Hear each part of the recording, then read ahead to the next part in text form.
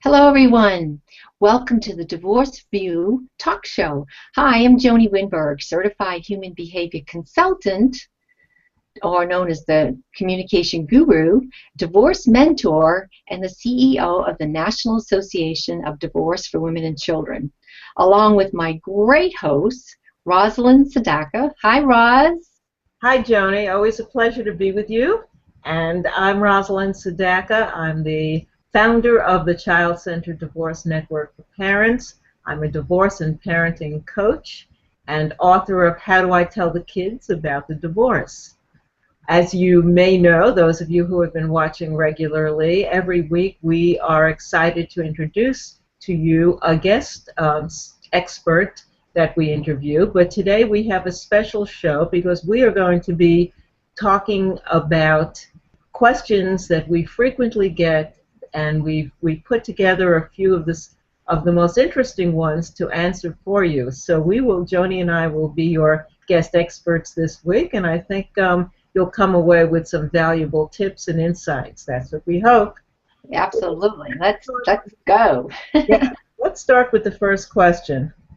What happens to children when parents badmouth one another? Oh, unfortunately, a lot. You know, as we don't always realize, but as we all know, children come from both their moms and dads. They're part of both of us. And they have an innate connection to their mothers and fathers. And unless there's an extremely exceptional abusive situation, they are very attached to both mom and dad. And when divorce happens and there's whispers or comments and things that start taking place where one parent is putting down the other and trying to explain or rationalize or justify their feelings about the divorce, whether the children say anything or not, they feel it. They feel in their hearts that they're being split apart. They're being pulled apart in two directions because they love the parent who's talking to them, and they also love that other parent that's being put down. And very often it changes who they are inside because they can't express what they're feeling. They may feel guilty if they say something in support of that other parent. They want to show both parents their support. And so they're really torn and caught in a very uncomfortable position. It creates a lot of tension. I just want to touch that. You brought up such a great point, Roz, when you said the guilt, and I'm not sure parents really think about that, of the guilt that they may be feeling if they do. You know, of course they're going to love the other parent. So all of a sudden to feel guilty if they're supposed to not. Yeah, and some people call it split loyalty. There's this feeling of no matter what they do, they can't win. And it can create a terrible emotional tension in children. And whether they act out because they're so angry and frustrated and resentful about what's happening to them in being asked to split their feelings and take sides, or whether they turn it in and they get depressed and withdrawn and sometimes even suicidal over the situation. Whatever it is, the remedy is keeping children from having to make choices and decisions about the divorce. And don't badmouth your ex to them. Vent to your friends and to your therapist, but to your children, speak respectfully about the other parent. And don't feel it's your responsibility to share the details about the divorce to justify so that they will feel the way you feel about their other parent, because the relationship is different. And you know what you made me think of is that it's almost a double whammy, so to speak, because if one parent's speaking bad of one parent and then they go visit the other parent and that parent's speaking bad or saying, speaking ill thoughts or whatever, saying things about the other parent. So now they're hearing it on both ends. Exactly. And thinking, oh my gosh, how am I supposed to sort this out? And there's no way to, as a child, even an older teenager, to handle that emotional complexity. And so most parents, especially when you're feeling bitter and vindictive, you don't realize what's happening to the kids. You're just not thinking of it from their perspective. And so the key is to put yourself in little Susie and little Johnny's shoes, regardless of their age. See the world from their place, understand it from their place, and step back from sharing with them bad things about their other parent. And it'll make a world of difference in their emotional development. Plus, I would think after you've said those bad things, you're thinking it's going to make you feel better. But yet I would think it would backfire and make you feel worse, or especially if you see the look on your child's face or they get upset and now you've created this situation. I would think that would make you feel bad or guilty. The child is lying to both parents in order to support the parents. Don't make your children your the adults. Because what happens is that they grow up too soon and they end up taking on the parental responsibilities of trying to appease you and take care of you. They don't have to do that. So that's enough for that question, but I think you get the idea, and it's an important one, and too often a very extreme mistake that we see frequently. Definitely. Joanie, what question do you often get you want to answer? Okay. Well, because I'm into behavior so much and communication, I'd like to paint a picture for our listeners, whether it's the male or the female, doesn't matter, mom or dad. But maybe this has happened to you where you come home from work and either you just picked up the kids from daycare or friends or whatever, and now everybody's home, and you're thinking dinner, and you see 2 loads of laundry sitting there, and you can feel the temperature rising, and you're ready to pop, and you're ready to latch out, not intentionally at the kids, but sometimes we're just so stressed out that we take it out on the people that are nearest or dearest to us. So I want to say at this point, but in case this has never happened to you, don't worry about it. But I would say to the majority of us, it's happened to us. At this point, this is where you have the control to change a situation that could end up being upsetting for everybody, or it could be completely different. First of all, you've got to be totally conscious, and we talk about this all the time, Roz. You've got to be conscious. So you've got to be conscious that you're ready to pop and you're ready to start yelling at the kids.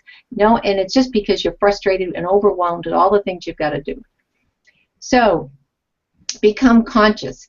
And I know we hear all the time to breathe and to take deep breaths. Well, literally, this is the first step. I do it all the time. Even today, if I'm feeling stressed out, I become conscious.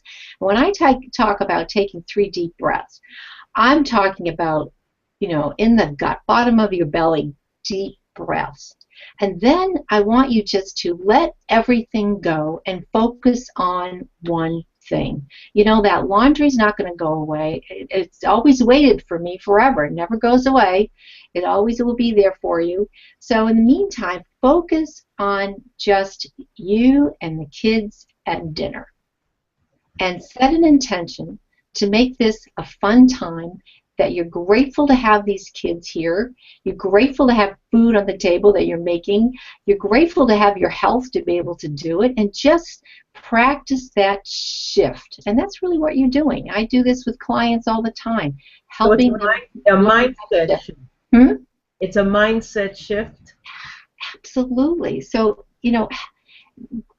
kind of grab a hold of yourself and say, before I blurt out something, say something I'm going to regret, let me get control of my own emotions and start focusing on just the simple things of what's before me and be grateful for what I have, and set an intention to enjoy that time with the kids. Just like you said, Roz, they grow up so fast and they're gone. What kind of memories do we want them to be left with? Mom or dad screaming, yelling, or, what? We had fun. It could be a simple, hot dogs and hamburgers, but we had fun and we were laughing and just enjoying each other's company. And that's what you want your kids to remember.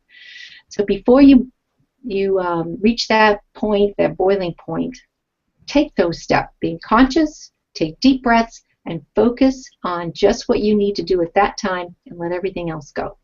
Has that ever happened to you, Roz? Oh, More than I'd like to admit, yes, but that is very useful advice for any time we're ready to explode, but especially around children when you have family situations, and when you're in a divorce or a post-divorce situation, things can be even more tense than they were in the past, and so that's especially useful for people to remember. So thank you for that. So, Roz, do you have another question that you'd like to share Yes, with us? I do. The question is, how do you deal with a co-parent who parents differently than you do?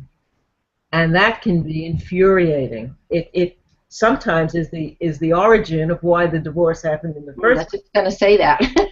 place. Eye to eye, and in my case, a lot of the behind the divorce was the fact that we were parenting very differently, and my son did not get two parents on the same page, but he knew if he'd go to mom, I'd say X, dad would say Y, and dad was always more lenient. So I was slowly losing my son because children will innately go wherever life is easier for them or better for them, and they know how to manipulate the situation. So it's very common to have two different parenting styles, and what I suggest in that regard is one, pick your battles. You can't fight over everything. So if there are certain things that you feel are life altering, health altering, that are going to have major negative consequences, those are the times you have to stand up and speak up and move ahead and move into another stage of action, which we could talk about. But in a majority of cases, this is the way it's going to be, and this is how it's going to be for the next decade or two ahead of you. So you can't fight over every little time. I had a client who was complaining this husband was feeding junk food to the kids every time they were around. Yes, the diet is going to be different in dad's house than in mom's house, and we can't have control over that. Children will get over those differences and accommodate the changes that in mom's house the rules are this way and in dad's house the rules are that way much more easily than they'll get over being in around tension and high conflict and the stress that you can create when you're screaming and yelling on the phone to mom or when you're screaming and yelling to the kids about things and all of that. And you don't want to make your children your messengers either. It's not your kids' place, even older kids who are teens, to be relaying messages about mom said you should be doing this and mom said we should never have that. You need to discuss those things among yourselves. It's very useful to use one of those scheduling tools, online scheduling tools, where you can put in the parameters of the ways you need things to be or would like things to be or prefer them to be. And then both of you look at your rules and shoulds and see if you could come to some agreements. Be on the same page with some things regarding school or homework or discipline. And if not, then your children will have to accommodate and adapt to the fact that life is different in both houses. But life can also be good, and they can be loved and cherished. And that is much more important in the long run. Your kids will be getting the emotional and psychological needs met when they're living without that conflict. Also, when you do have issues about parenting, seek out a specialist. You can go to one mediation session or a counseling session and cover some big, heady issues and see if you could come to an agreement. When it comes to A, B, and C, we will both do it this way. When it comes to the other things, we're going to let them go and move on in parenting in our own way. So there are ways of doing all of these things. What we need to do is be respectful in discussing it. If you put down your ex and call them a jerk for doing things the way they are, you're not going to get a lot of accommodation and cooperation. So think first, as Joanie says, take those deep breaths because these are important conversations. But don't give up, because if you both love your kids and you use that as the focal point of your conversation, talking about the children, there is an opportunity to reach a point where you can have some agreement, because the children will want to work with both of you. Do you think also, Roz, that as the child gets older and they're going back and forth to the different homes, that they get old enough to say, you know, Mom or Dad, I know this is something that we've done, but, you know, I really don't want to, or I really like to do this. And just for both parents to respect that child as they become teenagers and have their own mind and own thoughts. Mm-hmm. I think in many cases that can be the case. And it's really good for us as parents to listen to our children. And I don't mean just listening with our ears, but listening so that we get it and know what they're trying to say to us. Because children don't always express themselves in the most articulate way, but if we take the time, slow down and stop and listen with consciousness, we'll get a message that they're trying to relay to us. And so a good way of listening appropriately is to repeat back what you think you heard. And when you do that, sometimes, at least half the time, you'll find you heard it wrong, because you were in your own head, you were in your own mind, you were in your own agenda. And when you listen and repeat back and say, so what you're saying is you don't want to be doing A, B, and C, they'll say, no, I don't want to be doing C. I don't care about A and B that much, but I hate C. So you could get clarification. And when that happens, the child feels heard. The co-parent also feels heard if you use those same skills. And you could get a lot further in moving ahead, because everyone on the planet wants to feel validated and heard and acknowledged. Those are the three key things: validation, being heard and acknowledged. And then they can open up and be more willing to cooperate with you. Absolutely. Try. Well said. What you're talking about, Roz, I think I can very easily piggyback off of that with my next question. Okay. Once again, as far as I'm always looking at how people get along and their behavior. I'm really tuned into that, as you can tell. Mm-hmm. And maybe as a parent, you've maybe thought, why do I seem to get along with one child easier and the other child I seem to butt heads? Similar to your ex and your butting heads, and we talked about this before in another show, that we usually date and then marry our opposites, and our opposites are who we know least about. Well, your children are unique. They're their own little people, big people, little people, and they might be more similar to your ex than to you. Mm-hmm.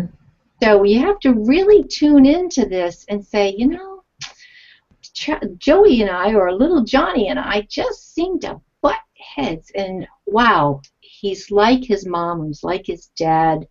So I really got to step back and get to know me and why I do what I do and understand my perspective, and not to force my perspective on to my little child here or any of your children. Just remember that they are unique, and even though you're the mom and dad, they still have their own little independence of their thoughts and who they are. So it's really important to realize that, because I know a lot of parents want to change their children like they wanted to change their ex. Mm-hmm. It doesn't work that way. No. So you have to learn to respect your kids. And some of the things that I would love you to observe about your children so that you can start to understand them compared to how you see things through your eyes.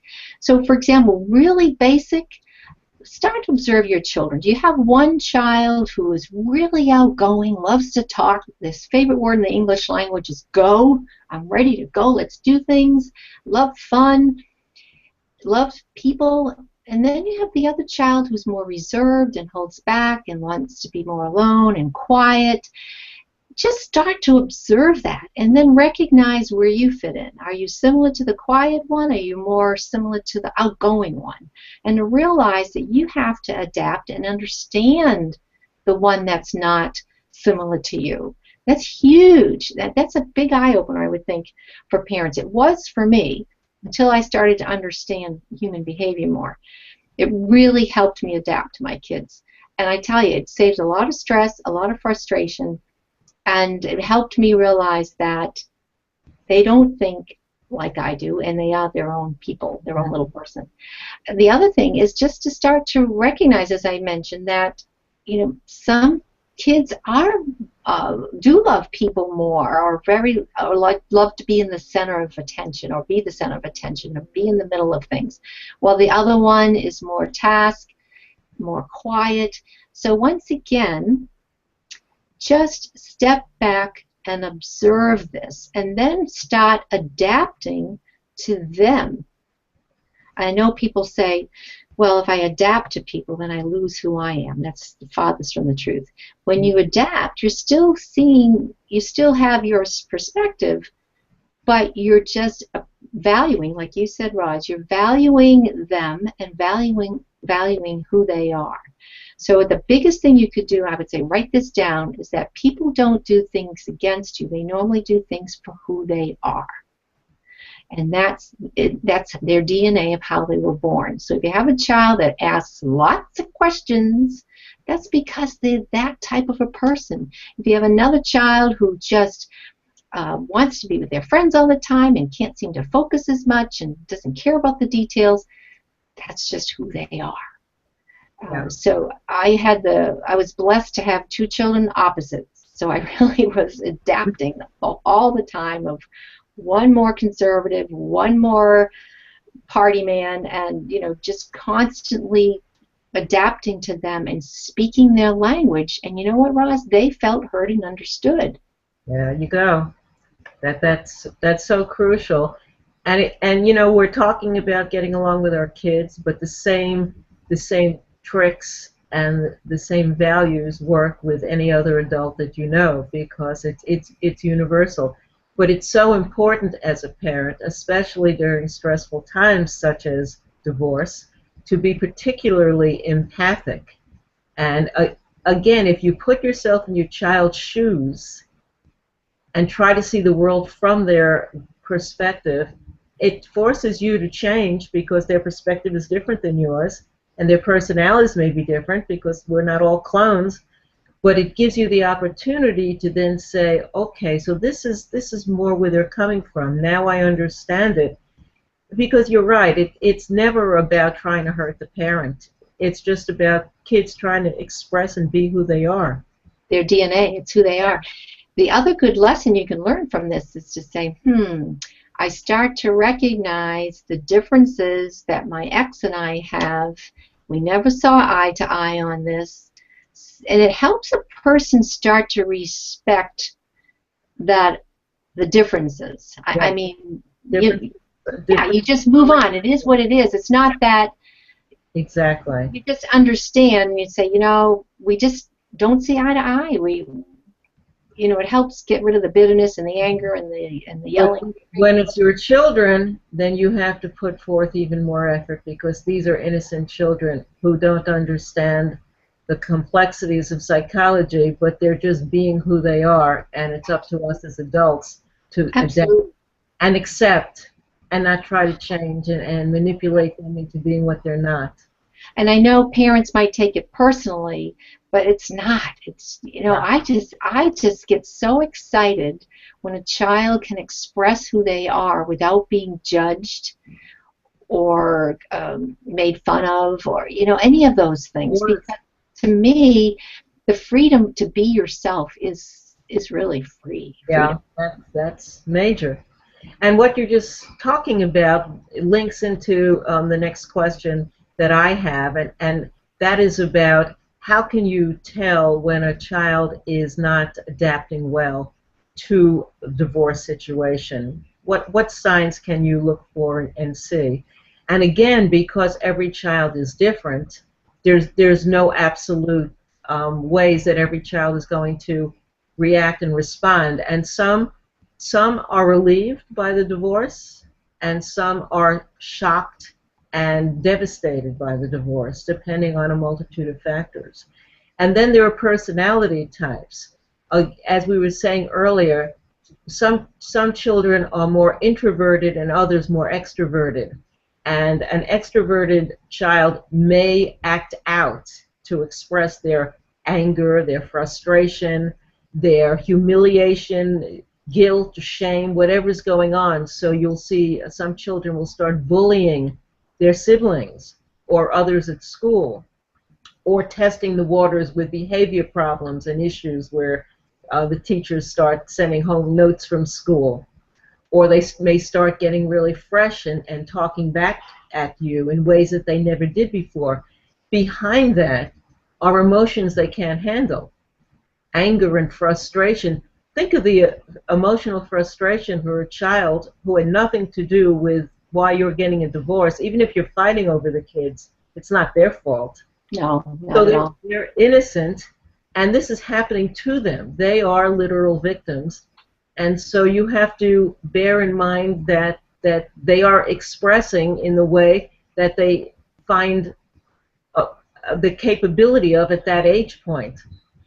Other kids can get very depressed, turn in, disengage from life, stop being friends with close friends, and get very quiet and lose interest in activities and sports and things that they were doing before. It's just as much a sign that they're having problems coping. And some kids will act out more at home or at you directly, and others will take it out in the playground or at school, or with other adults. But the important thing is for you to have your eyes open and look for signs of changes. Do you feel, Roz, too, if the child starts to want to spend time alone in his or her room? Yes, that's definitely withdrawing from family activities? Sure, one of the symptoms is withdrawing from family activities. They may be so angry at both parents that they don't, and feeling helpless and incapable of doing anything about it. It's so important to get them help. Talk to your schools, because schools have counselors there who are used to this. Divorce is not new.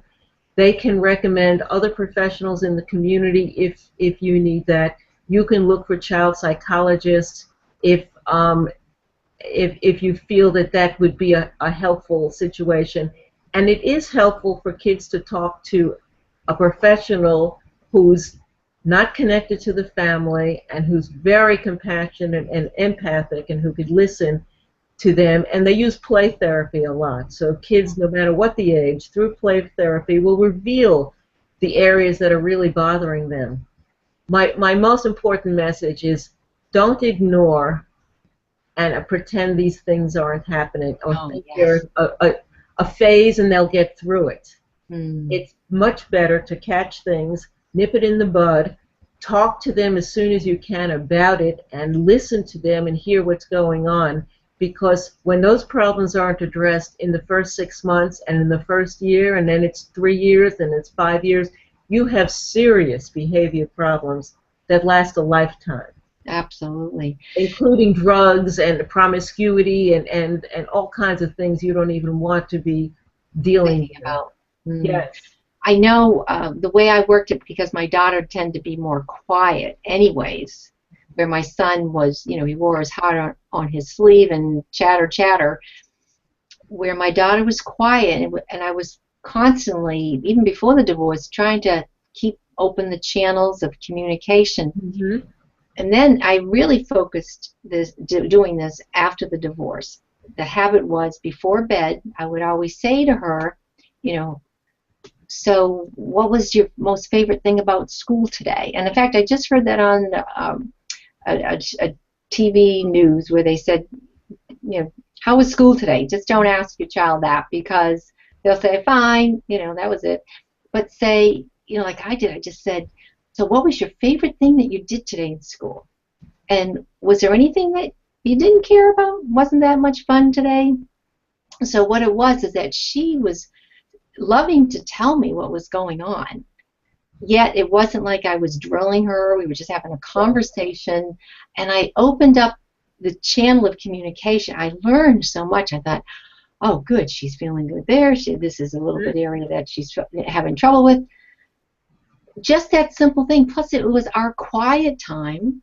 She's tucked in bed. She's feeling cozy, and all her stuffed animals around her. Yes. And it was just our quiet time, just her and I, and it just really was a And good thing. reserving one-on-one quiet time with each of your children is very, very important. Even if it's just 10 minutes, doing alone time with each child is very important for them, especially with the insecurities following a divorce or any change in a family life like that. Well, Roz, I hope our listeners enjoyed this today. To me, we really touched upon a lot of great little tips and tools, and hopefully they can implement them into their lives. And to me, it's just the simple thoughts and the simple tips that we give. We've both been there, so we totally understand. Certainly want to share some of the things that worked for us, and then, of course, that we have seen and help with our own clients. Any thoughts, Roz, before we wrap it up? Well, I just suggest that if you visit my website at childcentereddivorce.com, you'll get the free newsletter, an ebook, and lots of other tips along these same lines if you're a parent who is divorcing. And I know, Joanie, you have lots of behavioral tips for people in interpersonal relationships. Right. If they just go to gettingalongsolutions.com, there's an introductory offer there to learn more about yourself and then to start to understand your children and maybe even your ex. And you actually, part of this introductory offer does include a self-discovery report. So that's included with it. Yeah. So, Good stuff. Go ahead. Good stuff. Good material, I know. Absolutely. So tune in every week. And Roz, where can they go to look at watch this video? If you go to divorceview.com, this video and all the others will be archived there. We have a host of wonderful guests that we've interviewed in the past, and I'm very excited about the people that are coming in the next few weeks. So be sure to join us every week at the Divorce View. Thanks, Roz. Always a joy and so much fun. And also to our listeners, thanks for tuning in, and we'll see you next week.